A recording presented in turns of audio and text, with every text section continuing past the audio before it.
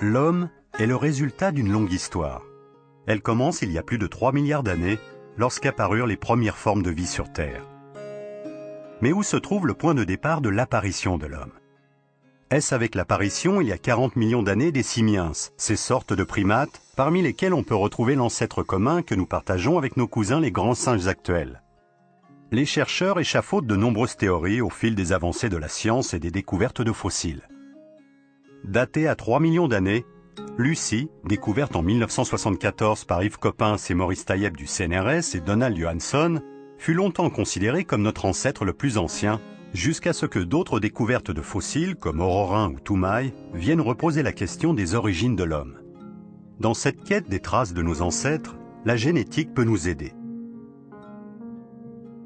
Les milliards de cellules qui constituent notre organisme contiennent dans leur noyau les 46 chromosomes sur lesquels sont inscrits les milliers de gènes qui stockent les informations génétiques qui constituent un individu.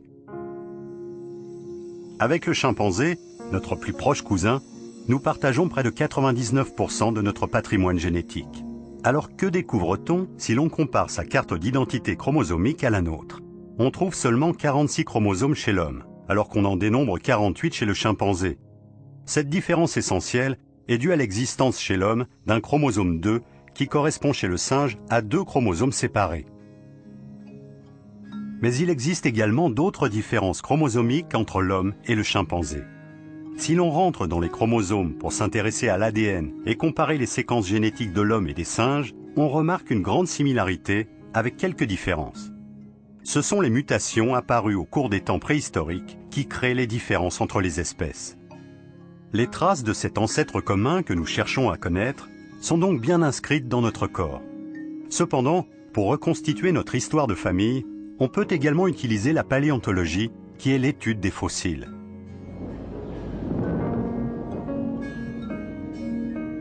L'origine de l'homme semble se localiser en Afrique. Il y a 10 millions d'années, un effondrement se produit sur une longue faille en Afrique de l'Est, qu'on appelle la Rift Valley. Pour Yves Coppens, célèbre paléoanthropologue, c'est ce changement géologique et climatique qui a permis l'apparition des ancêtres des hommes. Dans cette nouvelle savane sèche, soumise au régime de la mousson, la végétation a changé et les ancêtres des premiers hommes s'y sont adaptés. L'homme ne s'est pas fait en un jour. Les mutations, les transformations de son corps se sont déroulées sur des millions d'années. Alors quelles sont les grandes étapes de l'évolution de l'homme? Vers 4 millions d'années apparaissent les australopithèques. Avec eux s'installe de façon irréversible l'une des caractéristiques essentielles de l'homme, la bipédie. Avec les débuts de la bipédie, le corps des ancêtres de l'homme a changé. Ses os et ses muscles ont évolué. Le crâne n'est plus accroché à la colonne vertébrale par l'arrière, comme chez les animaux qui marchent à 4 pattes. Mais il est posé en équilibre au sommet de la colonne, ce qui permet au crâne de se développer. L'australopithèque n'est pas encore un homme, mais plus tout à fait un singe. Sa morphologie est déjà assez proche de la nôtre. Il mesure à peine plus d'1 mètre et pèse environ 35 kilos. Il mange des tubercules, des graines et occasionnellement de la viande. Vers 2 500 000 ans, les australopithèques en évoluant donnent naissance aux Homo habilis, qui sont les premiers hommes. Ils sont plus grands, ils ont un plus gros cerveau, ils commencent sûrement à perdre leurs poils. Mais surtout, les Homo habilis savent tailler des pierres pour en faire des outils qui leur permettent de dépecer leur proie.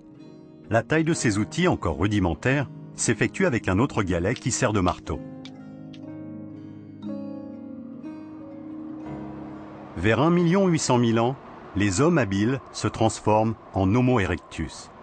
Homo erectus mesure environ 1,70 m. Il est robuste, il sait chasser et se nourrit principalement de viande. Il a mis au point des outils élaborés, comme les premiers bifaces. Une invention va encore plus éloigner l'Homo erectus de l'animal, c'est la maîtrise du feu. Dans cet univers hostile, le feu a été une source de chaleur et le moyen d'effrayer les prédateurs et de préserver la sécurité des campements aux abris confectionnés de peaux de bêtes. Homo erectus sera le premier grand voyageur. Il se mit probablement en marche poussé par le besoin de manger de la viande. Grâce à son physique, Homo erectus pourra se lancer sur les chemins du monde et sortir de l'Afrique. Alors, où sont allés ces hommes à partir de ce nord-ouest africain? Il semble logique, géographiquement, de les voir passer par le détroit de Gibraltar, qui, à ces époques, même d'1 million d'années, ne devait pas différer beaucoup de la situation géographique actuelle. D'autres chercheurs pensent plutôt à un passage très, très différent par le Proche-Orient. Peut-être que ces peuplements partis de l'Afrique orientale, remontant en gros le Nil et passant par le Sinaï, ont pu, par le Proche-Orient, atteindre l'Europe orientale, puis l'Europe occidentale. Néandertal, le descendant d'Erectus, apparaît vers 100 000 ans en Europe. Il vivra très longtemps subissant un enchaînement de périodes glaciaires et de réchauffement climatique. Sa disparition vers 30 000 ans avant Jésus-Christ reste un mystère. Néandertal a mis au point une nouvelle technique de fabrication d'outils. Il fabrique des tranchoirs, des racloirs pour le dépeçage des bêtes et il fixe des pierres taillées au bout de bâtons en bois pour en faire des armes de chasse. La poursuite des rhinocéros, des mammouths, des rennes était l'occupation principale de Néandertal. Mais il est avant tout le premier homme qui va enterrer ses morts. On a retrouvé des traces évidentes de rituels funéraires, comme à la Chapelle aux Saints en France, où l'on a découvert le corps d'un homme déposé dans une fosse.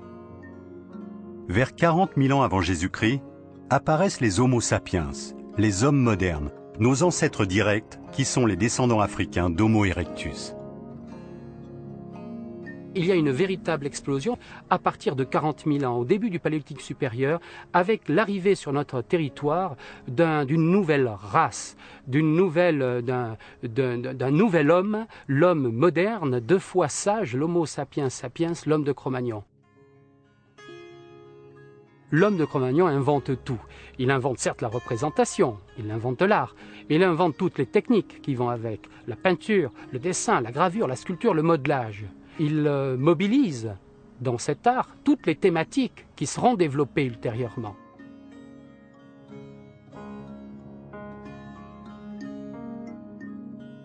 Cet art va se développer et puis s'épanouir, exploser littéralement autour de 14-15 000 ans. Lascaux est un peu, si vous voulez, la porte ouverte à la débauche d'activités graphiques au Paléolithique supérieur. La révolution néolithique va transformer totalement le mode de vie des hommes modernes qui devient très similaire au nôtre. Vers 10 000 ans avant Jésus-Christ, les hommes vivent dans un environnement propice. Ils se mettent à cultiver la terre et à élever du bétail. L'agriculture, l'élevage et la sédentarisation imposent le stockage des réserves, et donc celui des richesses. Alors, les hommes déchargés de la recherche permanente de nourriture quittent les grottes, se regroupent en villages, une vie collective s'organise et la population s'accroît. Le travail de la terre exige de puissants outils, et la protection des biens contre le pillage nécessite de nouveaux moyens de défense. L'industrie métallurgique vient au secours de ces besoins. Les premiers signes de l'écriture apparaissent. Ainsi, le néolithique est le prologue de notre civilisation.